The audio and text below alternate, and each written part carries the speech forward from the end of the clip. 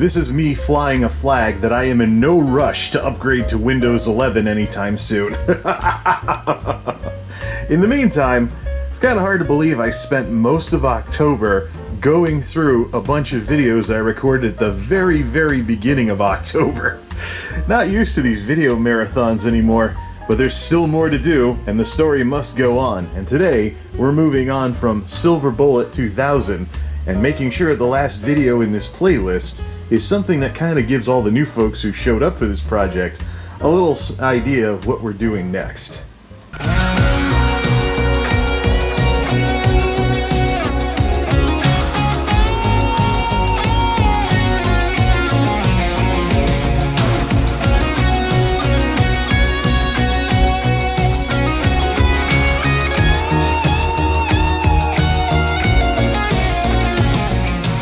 The wacky world of MultimediaJay.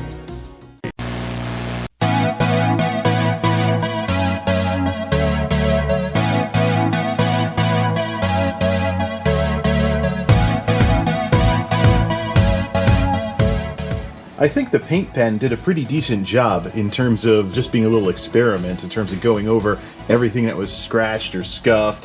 I basically just ran the paint pen over things like the remaining label residue from when I used to put processor stickers on the case, and also some of the bigger scratches on the metal part of the case. Seems like the paint pen helps with that too. So it's paint. You gotta let the paint dry and put on multiple coats, instead of just putting more and more on there without giving it a chance to actually dry. It is paint after all. Just makes me wonder if I could do the same thing with something like Tuxedo with a Sharpie. Either way, there's been a couple of things that I have worked on with this system since the marathon of recording videos at the very beginning of the month, including some things that have jogged my memory. First, after feeling like what I was looking at on the screen just wasn't quite right, and it wasn't quite authentic, and thinking about what I used to say with regards to, oh yeah, I was into Windows dark mode before it was cool, it jogged my memory eventually that I used to set 3D objects, as it was called back then, to one of the blues in the spectrum to make my Windows even bluer. I mean, people made fun of Windows XP and talked about how it was like a kiddie operating system back in its very early days. Who's laughing now? Because it made the computers look too much like candy or some children's toy or something. Yeah, well, I actually was already making everything kind of dark mode-ish with Windows 2000 under Windows Classic. If you actually minimize this and go over to the control panel, here's what I used to do. I used to come over to 3D objects under advanced appearance, go to other, and I would always select this first blue over here on the top row, which would add kind of like a bluish appearance to all of the windows and pretty much go pretty well with the color of the title bars, but still maintain enough of a distinction where you could actually see the difference between the title bar and the contents of the window. But this is basically something I forgot about, and so I was like, things seem a little too bright, until of course I set this machine back up and it jogged my memory, and I have this now set up on the college and post-college logons. Original XP is going to remain Original XP, just for nostalgia's sake. I also didn't get around to installing any of the games I wanted to install, but I will at some point, probably when I start streaming with this thing or something like that. But in order to make that happen, we actually have to move over and change a few things in Monolith and then set up the next nostalgia project. Oh yeah, there's gonna be more of these. Matter of fact, I have a backlog of computer stuff to do. So it's just been sitting around for way too long. Let's shut this down and let's get this thing ready for prime time here. Hey, do you want to save changes? Hey, do you want to close Word? No, I don't want to save changes. Yeah, I forgot Office was still open for that. But yeah, so, I mean, in art, this is called a period piece, when something is designed to look like some kind of historical period and stuff like that. And I believe I started talking about my computers in that respect years ago at this point. But yeah, the Silver Bullet is ready for prime time. Let's clear everything out and let's get ready for the next step in this journey. And 20 years later, what specifically has changed? IntelliMouse Explorer Mouse? This is the new one with the fancier sensor in it that can be RGB programmed to color coordinate with whatever gamer setup you have going here. Then of course you have a mechanical keyboard this time, but with a volume knob and media keys and stuff along those lines. And of course we have, what exactly has changed? I'm flying the Windows 10 flag here because Monolith, the Skylake i7, unfortunately will not support Windows 11. I don't really feel like setting up a hack job setup with my main system, so we'll save Windows 11 for my next main system, which will probably run off an AMD Ryzen 7, whatever the next generation is, or whatever the first generation on the new socket is, so I can get in early on a motherboard sockets generation, and then use BIOS updates to support processor upgrades and things along those lines, and finally get in on the AMD Ryzen scene, as Intel is in the position AMD was in a little under 10 years ago, being forced to resort to hardware tricks because of manufacturing issues and not having as refined of technology as AMD at this point. But we'll save that discussion for when we get around to it. But yeah, I'm flying the flag that this machine will be running Windows 10, even though Windows 11 is out. But we have to do some modifications on Monolith. Let's get to it. Monolith needs work? Yeah, it's more like a design oversight because I was new to the technology. So when I upgraded to M2, obviously the airflow down there is kind of rubbish. So also it's an M2 that does not have any kind of heatsink of any sort. So what I've observed is that 970 EVO is anywhere from 10 degrees hotter than all the rest of the drives to sometimes double the temperature.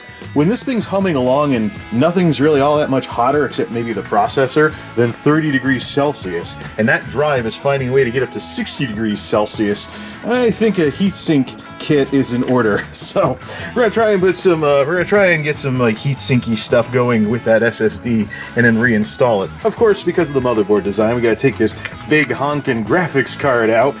So whatever. Yeah, I know.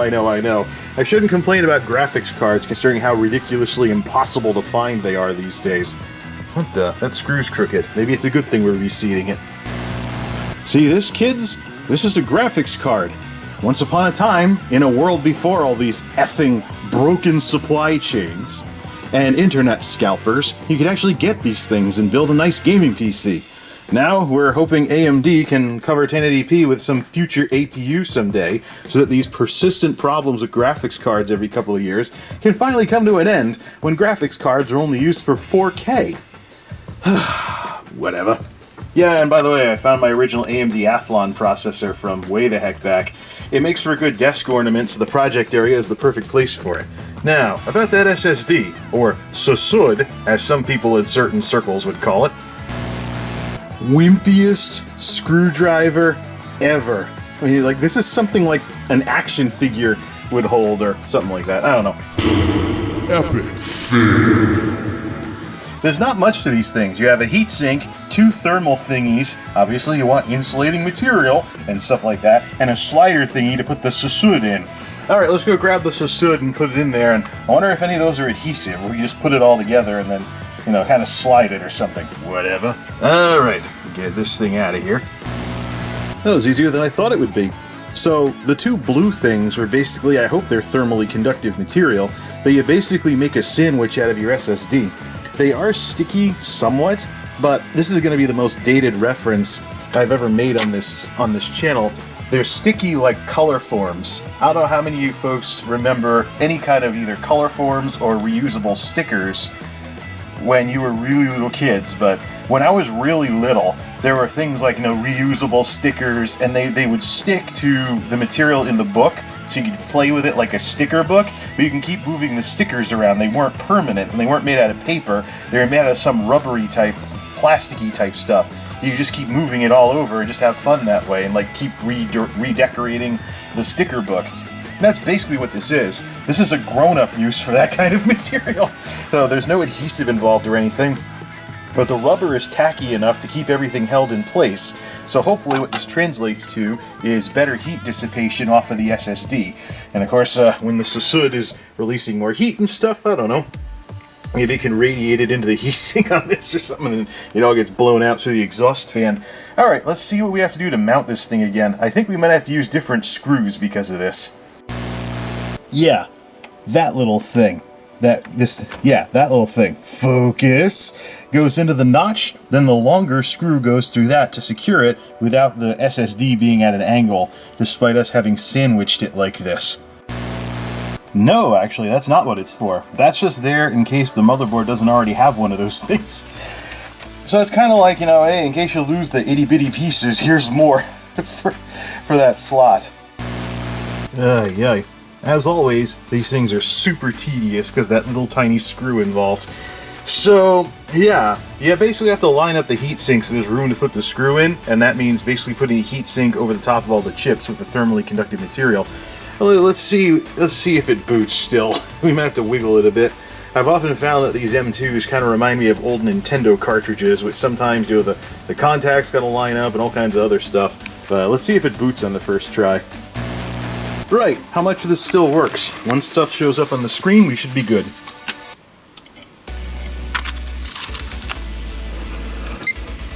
Beep! Yeah, but does it have its drive? No keyboard detected. Whoops. Epic. Yeah. I don't care about the keyboard. I just want to see Windows 10. Alright, we're in business. Let's put the rest of the computer back together. Also get a temp reading as well. See how much of a difference that thing is making on this screen before we take it back. Okay.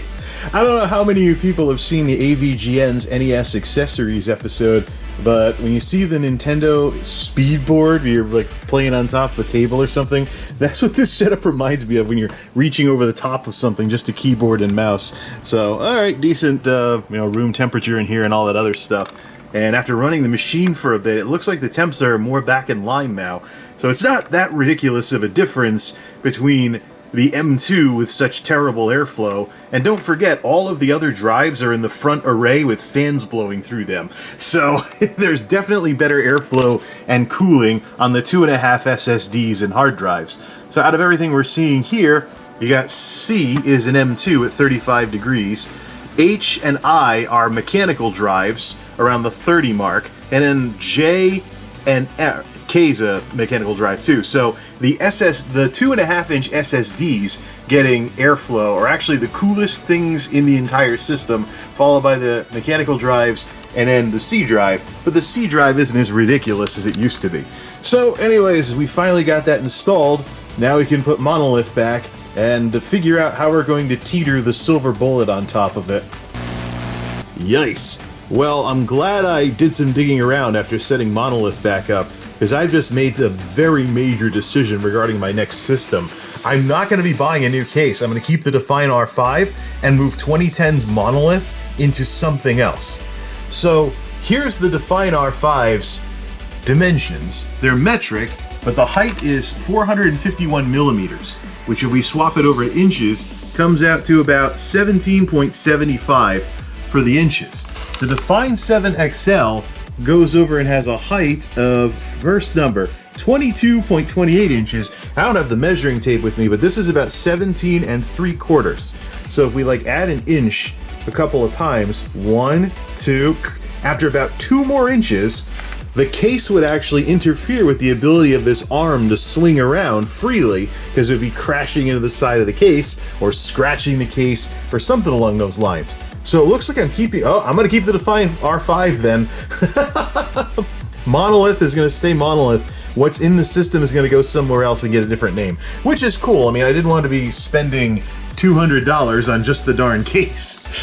There is a Define 7 though. I wonder if that's worth it in any way, shape, or form. Nope, regular Define 7 is off the table. There's only one place for an optical bay, and I like having 2 optical bays for a Blu-ray drive for any Blu-ray movies I want to play, as well as manual sliders for all the fans. So, okay, a new case is completely off the table. We're sticking with the Define R5. Good old Monolith! I figured it would have some longevity to it. And if it wasn't for the processor issues with Windows 11, I wouldn't even be thinking about upgrading right now. So I'm thinking next round of Ryzen's, socket AM5, go over to Ryzen inside Monolith and find a case for 2010's Monolith. Ooh, the Define R5 is still being sold. So despite all this Define R7 stuff that Fractal has now, you can still find the R5 out there. And I hope that it stays that way, because there are some very specific case design options and some little details that the Define R5 does that the others, the newer cases don't do. So for people that are a little more old school with building stuff like me, this would actually work. It'd be the first time I ever bought the same case twice, but well, when you consider that the Silver Bullet's case was silver and then Tuxedo's case was like the black version of that old Chief Tech Dragon-inspired case, it just went from Chief Tech to Chen Ming, I'm not so sure that it's totally unprecedented for me to do that. But hopefully this is still floating around out there, because it'd be awesome to not have to undo the motherboard in the old system or anything. Just get another one of these. Get another one of these cases and just, build another system inside another one of these cases. At least I know they'd stack properly. Hey, speaking of stacking, can we even put a second computer on here without interfering with the streaming mic? Little details are probably going to own me as I try to set up this retro gaming streaming setup I've been thinking about. A little wobbly because it's a computer on top of a computer on top of a stand, but I keep forgetting that Monolith is actually a little bigger, both wide and in terms of depth, than the Tuxedo and Silver Bullet era computer cases. So yeah, technically, it's just, I realize that the older machines are taller than Monolith, but they're not as fat and they're not as deep. So theoretically, you could put a computer on top of Monolith and be just fine. I think Tuxedo might be a little too heavy though.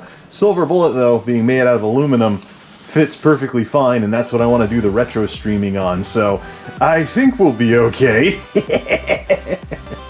So just got to wire everything up for a second computer and whatnot and figure all that other stuff out. A change in equipment over here in the project area, back to the dark side, of course, as we set up Tuxedo over here. While we were doing all of that Windows XP retro stuff, something happened. I talk a lot about the silent aging of technology, how if you build your systems right and you run your technology right, it just works and works and works, and next thing you know, you have a 5-year-old computer, a 10-year-old computer, etc. Just all of a sudden, you are like, wow, I can't believe this computer, smartphone, tablet, whatever, laptop, is already this old. It's just, when things just work and work and work, the time really flies. In the case of Tuxedo, though, unfortunately, it has crossed a point of no return. So, the hardware in this thing, we have the FX series processor, which is pretty obsolete and is robustly inefficient when it comes to power consumption compared to the two Delosauruses. But what just happened while we were doing all of that messing around in XP? The GTX 760 is now officially end of support from NVIDIA. No more graphics driver updates for the GTX 760. And the GTX 760 was kind of garbage anyways in terms of efficiency and other stuff. It was pretty much time for the old Kepler, whatever it is, to basically go into the history books. And now here we are. So what are we going to do? We have a copy of Windows 7 sitting around. This is going to be the next retro system over here. We're going to set up a Windows 7 retro system with 2 logons for regular Windows 7 and the souped-up Windows 7 that I remember running before upgrading to Windows 10 several years ago. So, a little heavier on the resources, but hey, I need something to do with Tuxedo now, unless I want to find a hard-to-find graphics card, do some graphics card swapping. So, let's set up kind of a retro, taking you back to like early 2010s, late 2000s, well, very end of the 2000s, into the early 2010s with Windows 7. But first, let's see what we have to play with here by firing it up and seeing what's going on with Windows 10 on this thing these days.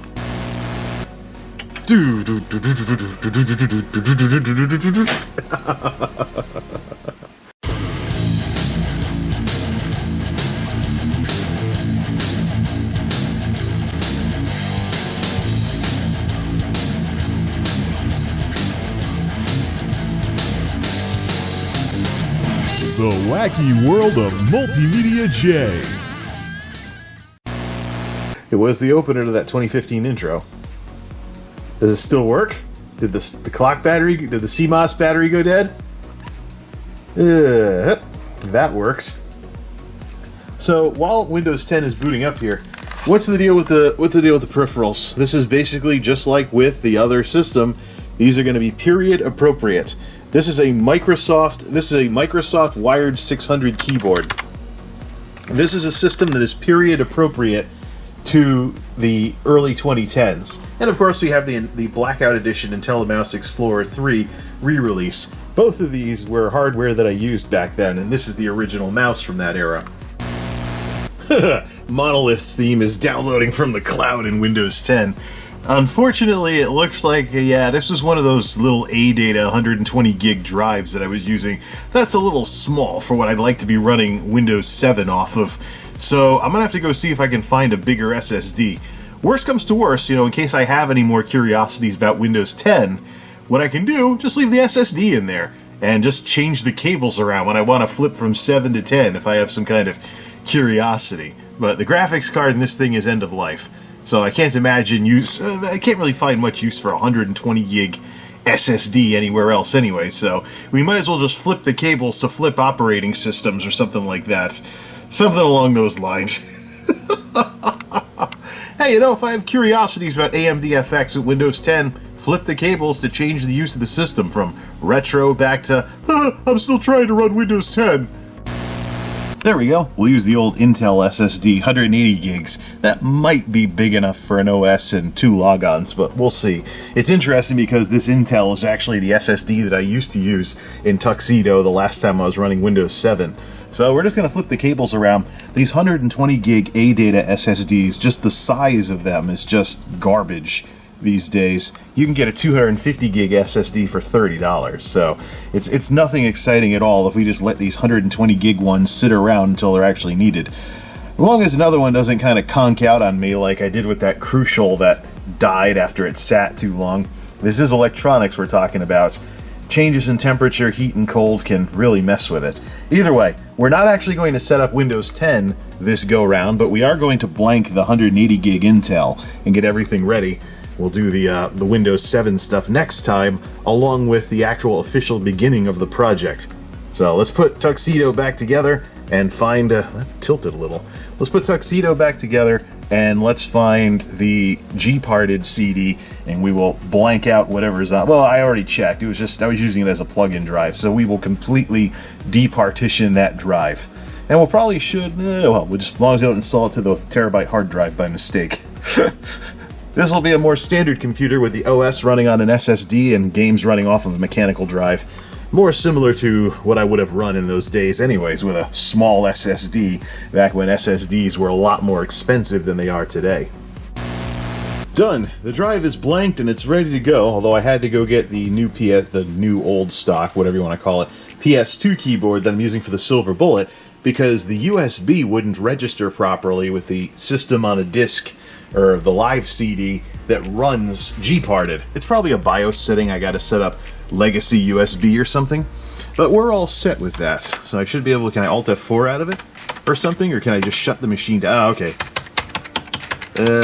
No mouse, because there's no USB, and there's only one PS2 port on this motherboard. Alt Tab, Alt Tab. According to this is not. Escape, Alt E, Alt X, we'll figure it out. We'll figure it out even if we just turn the machine off by pushing the button. Bottom line is the drive is blanked out, and we are ready for a Windows 7 retro system in this using period-appropriate hardware. But we will save that for next time.